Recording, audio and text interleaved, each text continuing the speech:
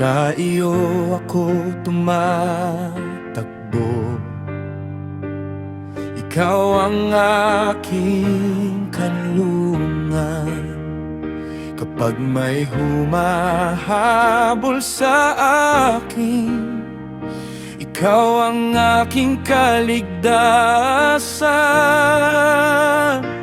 Kung ako'y may ginawang masama,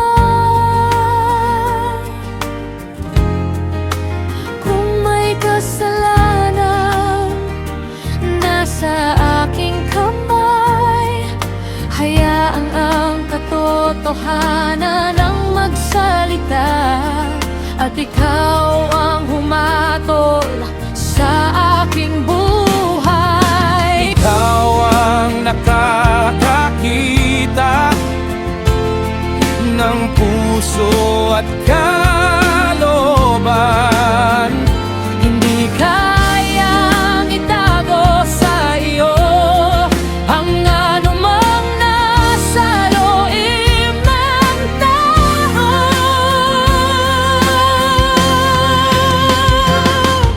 Ikaw ang makatarungang hukom, ikaw ang aking tagapagtanggol.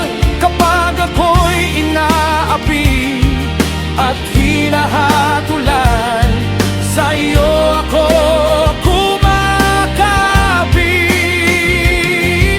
Ikaw ang makatarungang hukom, alam mo ang tunay na nasa puso. Hindi ako aasa sa sariling lakas, Ang katuwiran mo ang aking sandigan.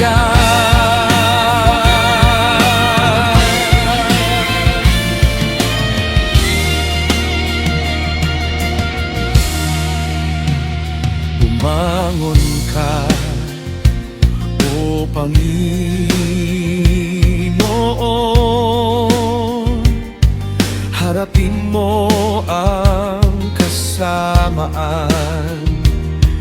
Ikaw ang tumitimbang ng puso at nakakaalam ng bawat dahilan. ang masasamay naghuhukay ng hukay, Ngunit sila rin ang maaaring mahulog.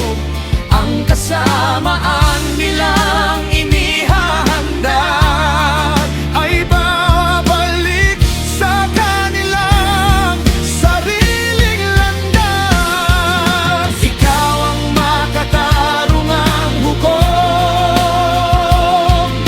ikaw ang aking tagapagtanggol. Kapag ako'y inaapi at hinahatulan, sa iyo ako kumakapit. Ikaw ang pakatarungang hukom, alam mo ang tunay na nasa puso. Hindi ako aasa sa sariling lakas, ang katuwiran mo ang aking sandigan.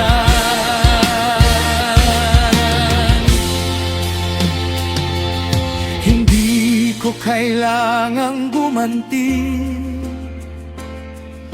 hindi ko kailangang manalo sa sarili kong kamay, dahil ikaw ang nakakakita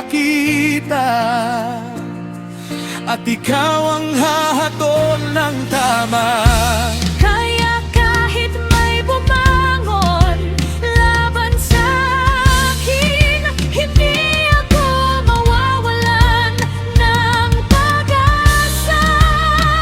Dahil ang Diyos na makatarungan ay hindi kailanman nagkakamali.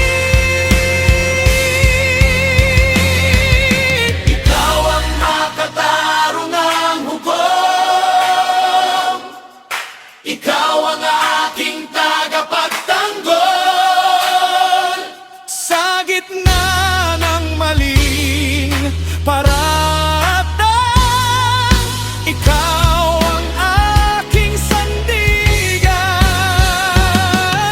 Ikaw ang makatarungang hukom.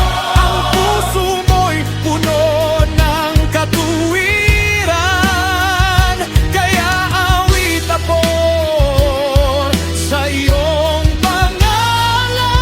At pupurihin kita, o kataas-taasan. Ikaw ang hukom. Ikaw ang tagapagtanggol. Ikaw ang aking sandigan. Sa iyo ako magtitiwala. Sa iyong ang pagkatarungan. Dahil ikaw makatarungan. Pupurihin kita, o kataas-taasan.